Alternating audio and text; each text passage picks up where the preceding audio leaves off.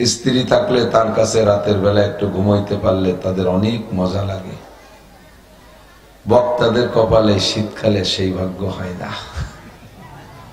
সারাটা জীবন এই শীতকাল গুলো চলে যায় রাস্তায় রাস্তায়। সবাই শুয়ে পড়ার পরে রাস্তায় থাকি তিন দল। আমরা বক্তারা রাস্তায় থাকি, আর পুলিশরা থাকে, এই পেট্রোল ডিউটির পুলিশরা, আর কিছু শিয়ালের সাথে দেখা হয় রাতে আমাদের সাথে। এভাবেই ঘুরে ঘুরে দেখলাম যে রাস্তায় আর কেউ নেই, আমরা তিন দলই আছি।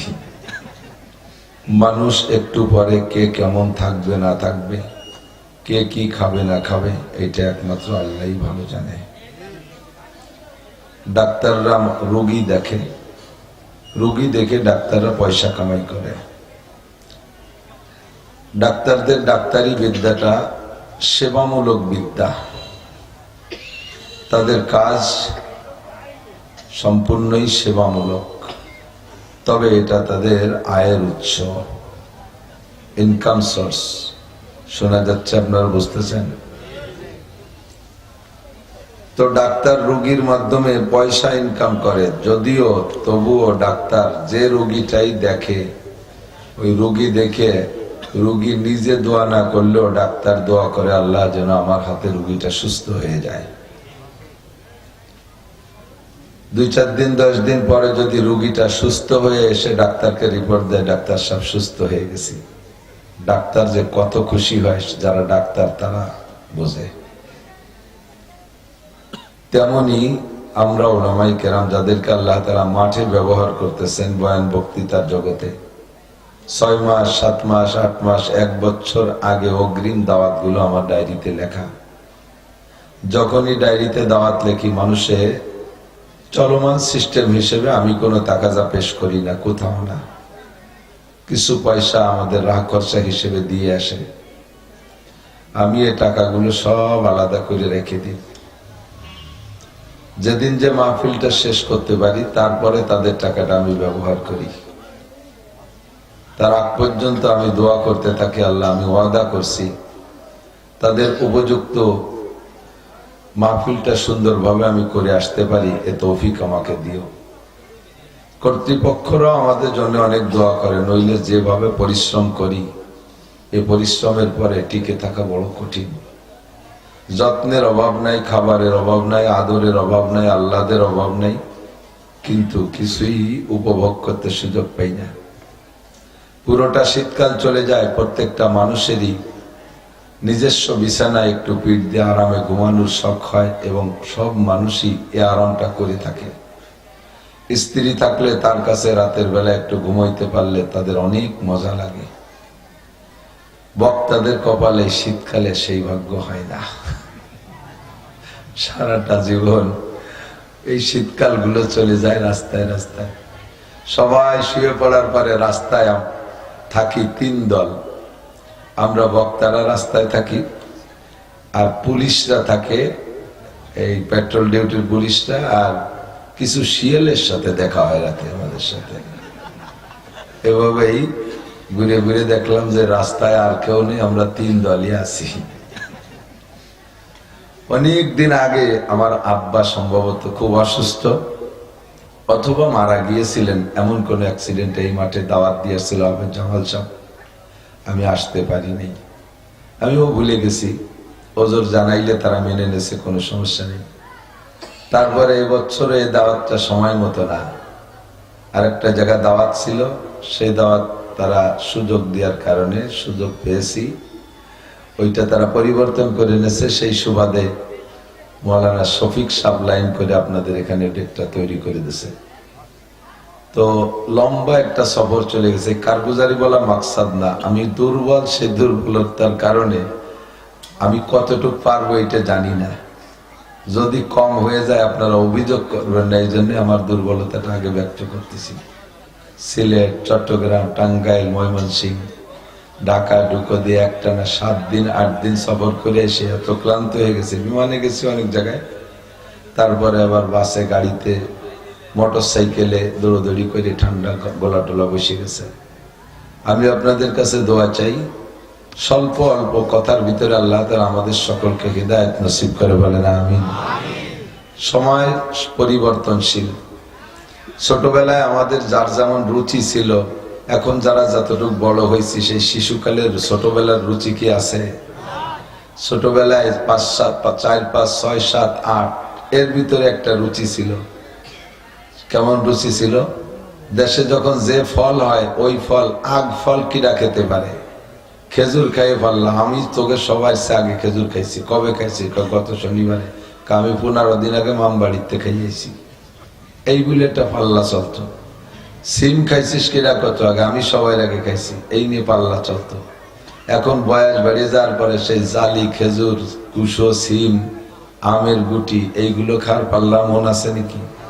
ধীরে ধীরে সব পরিবর্তন হয়ে গেছে না?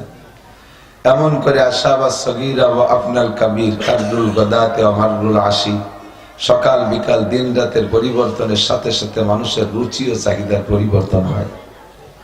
এক সময় যুবক বয়সে যখন মাঠে ময়দানে আসতাম, তখন সোয়াব হবে না, নেকি হবে না, গুনাহ হবে ওই চিন্তা না, মানুষের কাছে গ্রহণযোগ্যতা অর্জন করতে হবে, মাঠ দখল করতে হবে। কারণ ওয়াজের মাঠ ফার্স্ট ক্লাস একটা মাঠ, মাইক ধরতে পারলি টাকা, কিভাবে দখল করা যায় সে ভাইরাল হওয়ার বড় চিন্তা ছিল। কিন্তু সেকালে ইউটিউব ছিল না বিদায় অত আগে ভাইরাল হইতে পারিনি। আর এখন ইউটিউবের যুগ আসছে, ভাইরাল হওয়ার শখ নেই। ক্লাসের ছাত্রদেরকে যেভাবে হাদিস কোরআন পড়াই, কাটা কাটা বাংলায় সেভাবে কিছু কথা উম্মতকে বলার চেষ্টা করি। কাব্বারানি মৌতুল কুবারা, বুড়োরা মরি আমাকে বুড়ো বানাইছে। সেই সব বুড়োরা যারা এই মাঠে বয়ান করতেন, তারা থাকলে আমি চেয়ার তো দূরের কথা, নিচে মাটিতেও জায়গা পেতাম না। উনরা মরেই আমাদেরকে জায়গা খালি করে দিয়ে গেছে। আবার একটা সময় আসবে, হঠাৎ করে শুনবে একদিন আমার মৃত্যু খবর, কেঁদে কেঁদে আসবে সবাই দিতে শুধু খবর। এখন হাজার হাজার মানুষ আমার বাড়ি যায়, টাকা নিয়ে যায়, পয়সা নিয়ে যায়, খাবার নিয়ে যায়, মিষ্টি নিয়ে যায়, মাছ নিয়ে যায়। যার এলাকায় যা আছে, আপনাদের এলাকার থেকে দাওয়াত দিতে অনেক সময় পেঁয়াজ নিয়ে যায়।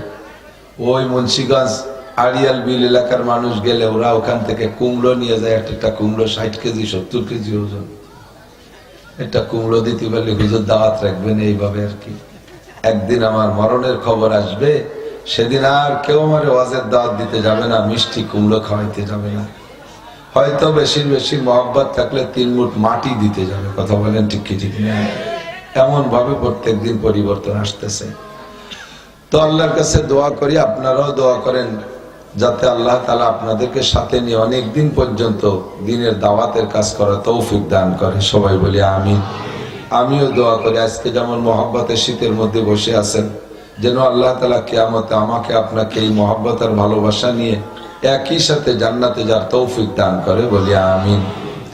আমিও যেমন বয়ান করতেছি, হুজুর আলাইহিস সালামও বয়ান করতেন। হুজুরের বয়ানের শেষ বয়ান বিদায় হজ। বিদায় হজে হুজুর আলাইহিস সালামের পর একটা আয়াত নাজিল হলো।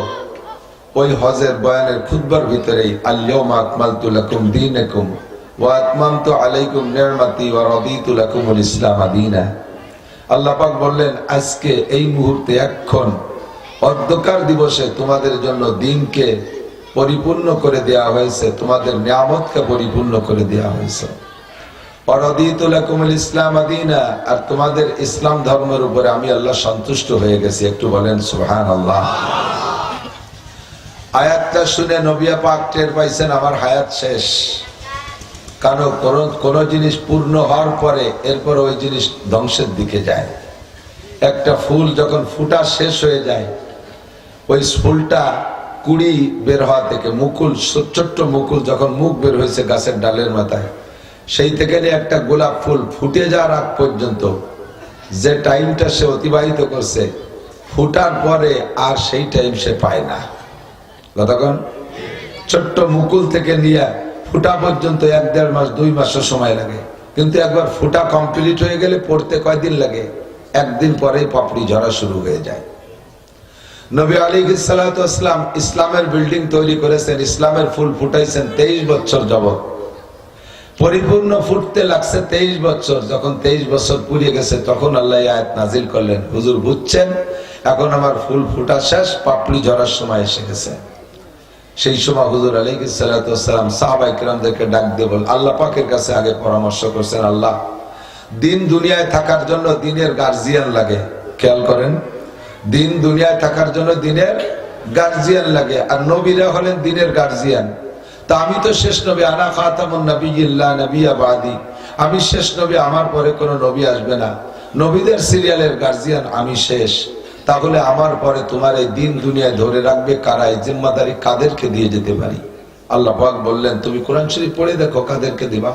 কোরআন শরীফের মধ্যে আছে কাকে দিতে হবে। কোন আয়াত পড়বো? আল্লাহ বললেন ইন্নামা ইয়াখশাল্লাহ মিন ইবাদিহিল উলামা, আমাকে ভয় করার মতো ভয় করে একমাত্র উলামায়ে কেরাম। কারণ যে যাকে চেনে সে তাকে মানে। তখন আমরা ডাক্তার চিনি না, সবচেয়ে বড় ডাক্তার কে? আমরা তো সব ডাক্তার রে ওই যে প্রেসার মাপা যন্ত্র রে কি কয়, এটা গলায় ঝুলানো থাকলে কুমোর মতো মনে হয় যে সবই ডাক্তার, এক মাপের ডাক্তার। কিন্তু এই ডাক্তারের ভিতরে ছোট বড় পার্থক্য আছে। এটা সবচেয়ে ভালো চেনে কারা? যারা ডাক্তারি পড়াশোনা করছে তারা। পুলিশের পদমর্যাদা সম্পর্কে জানে কে? কোন কোন পুলিশে স্যার করতে হবে, বড় স্যার করতে হবে, মাইজি স্যার করতে হবে, এইটা পুলিশটাই ভালো জানে, আমরা পাবলিকরা অতটা ভালো জানি না। তো উলামায়ে কেরাম আল্লাহকে ভালো করে গবেষণা করে আল্লাহকে চেনে, চেনার মতো চেনে, কেমন ভয় করা দরকার তেমন ভয় করবে। এজন্য আল্লাহ বলেন ইন্নামা ইয়াখশাল্লাহ মিন ইবাদিহিল উলামা, আমাকে ভয় করার মতো ভয় করা উলামায়ে কেরাম। কাজেই তোমাদের পরে, নবীদের পরে উলামায়ে কেরামরে তুমি ধর্মের দায়িত্ব দিয়ে আসতে পারো। এবার নবী আলাইহিস সালাতু ওয়াস সালাম এই সুযোগে ডাক দিয়ে বললেন ইন্নাল উলামা ওয়ারাসাতুল আম্বিয়া, উলামায়ে কেরাম নবীদের ওয়ারিস, উলামায়ে কেরাম নবীদের অ্যাসিস্ট্যান্ট, উলামায়ে কেরাম ধর্মের ধারক বাহক, এরাই উম্মতের কাছে ধর্মের দাওয়াত পৌঁছাবে, এটা তাদের দায়িত্ব। আল্লাহু আকবার। তো সেই থেকে নবী আলাইহিস সালাম চলে যাওয়ার পর থেকে নিয়ে উলামায়ে কেরাম আপনাদেরকে নিয়ে নাড়াচাড়া করে, খুব খেয়াল করতে হবে, বেশিক্ষণ না। উলামায়ে কেরাম যার যেমন জ্ঞান, যার যেমন বুদ্ধি, যার যেমন এলেম আছে সে সেইভাবে আপনাদেরকে বোঝানোর চেষ্টা করে। আমি মাদ্রাসার ক্লাসে যেভাবে পড়ি, যেভাবে ছাত্রদের বুঝাই, আপনাদেরকে সেভাবে একটা ক্লাসে নিয়ে বসতে চাই। 5টা মাসালা যদি আমি বলি, এই 5টা মাসালার পর আমল করার চেষ্টা করা যাবে না ইনশাআল্লাহ? একটু ফিকির করেন, করা যাবে না ইনশাআল্লাহ? আল্লাহ কবুল করুক বলেন আমি। কেউ নড়াচড়া না করি, একান্ত পেশা বসলে উঠে যাবেন, বেশিক্ষণ সময় নষ্ট করবো না। তো আল্লাহ পাক রব্বুল আলামিন কোরআনে কারীমের ভিতরে আমাদেরকে জানাই দিয়েছেন, মানুষকে আমি গজব দিয়ে ধ্বংস করার জন্য সৃষ্টি করিনি। মানুষকে বানাইতে আল্লাহ তাআলা নিজ হাত ব্যবহার করেছেন, অন্য কিছু বানাইতে আল্লাহ হাত দিয়ে বানাই নাই। 5টা জিনিস বানাইছে হাত দিয়ে, আল্লাহর হাত দিয়ে। কয়টা? 5টা জিনিস বানাইছে আল্লাহ হাত দিয়ে। 1 নম্বরে আল্লাহর আরশ বানাইছে আল্লাহ হাত দিয়ে। 2 নম্বরে জান্নাতে আদন আল্লাহ। 2 নম্বরে আল্লাহর কলম, যেই কলম দিয়ে আল্লাহ তাআলা আসমানি কিতাব লেখেন এবং মানুষের তাকদীর লেখেন, এই কলমটা আল্লাহ তাআলা হাত দিয়ে তৈরি করেছেন। 3 নম্বরে 8টা জান্নাতের ভিতরে একটা জান্নাতের নাম জান্নাতে আদন, এইটা আল্লাহ তাআলা হাত দিয়ে তৈরি করেছেন। ওর কারুকার্য সব আল্লাহ হাত দিয়ে বানাইছে, বাকি 7টা জান্নাত হাত দিয়ে বানায়নি। 4 নম্বরে আল্লাহ তাআলা মুসা আলাইহিস সালাতু ওয়াস সালামের জন্য যে কিতাবটা বরাদ্দ করেছেন, নাম তার তাওরাত। জবরজাত পাথরে 12 হাত লম্বা 8 হাত চওড়া পাথরের গায়ে আল্লাহ তাআলা 1000 ভলিউমে 10 লক্ষ আয়াত নিজ হাতে কলম দিয়ে লিখেছেন। এটা বলেন আরেকবার সুবহানাল্লাহ।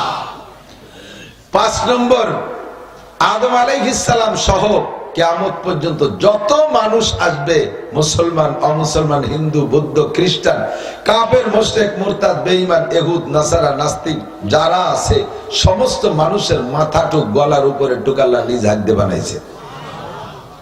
আল্লাহ বলেন যা আমি নিজ হাত দিয়ে বানাইছি তা ক্ষতিগ্রস্ত হবে, ধ্বংস হবে, এদেরকে আমি ধ্বংস করে দেব, বিপদে ফেলাবো, এইটা আমার কামনা না। আমি চাই তোমরা সবাই জান্নাতে যাও, বলেন আমিন। আল্লাহ চায় যে আমরা সকলে জান্নাতি হই, আমরা জাহান্নামী হব, এটা আল্লাহ চান না। আমাদেরকে দুনিয়ায় বানাইয়া পাঠাইয়া আল্লাহ তাআলা আমাদের সুখ শান্তির জন্য অসংখ্য আসবাব তৈরি করেছেন। জীবনে যা কিছু প্রয়োজন সব দৈনন্দিন তৈরি হচ্ছে, নতুন নতুন করে আবিষ্কার হচ্ছে, সামনে এসে যাচ্ছে, ঠিক কি না? কোন তার অভাব রাখেন নাই। আল্লাহ পাক বলেন আমি তোমাদেরকে ধ্বংস করার জন্য, গজব দিয়ে শেষ করার জন্য আমি সৃষ্টি করি নাই। তবে আমি যেহেতু তোমাদেরকে বানাইছি, তোমাদের কাছ থেকে আমার কিছু কামনা আছে, একটা আশা আমার আছে, সেটা হলো ওমা খালাকতুল জিন্না ওয়াল ইনসা ইল্লা লিয়াবুদুন। অন্য যত সৃষ্টি করেছি সব বানাইছি তোমাদের খেদমতের জন্য। সব যত সৃষ্টি বলবেন, আপনি চেনেন আর না চেনেন, সবাই আমার আপনার খেদমত করে। কথা বল। আর শুধু আমাদেরকে বানাইছে আল্লাহ কি জন্য? তার ইবাদতের জন্য।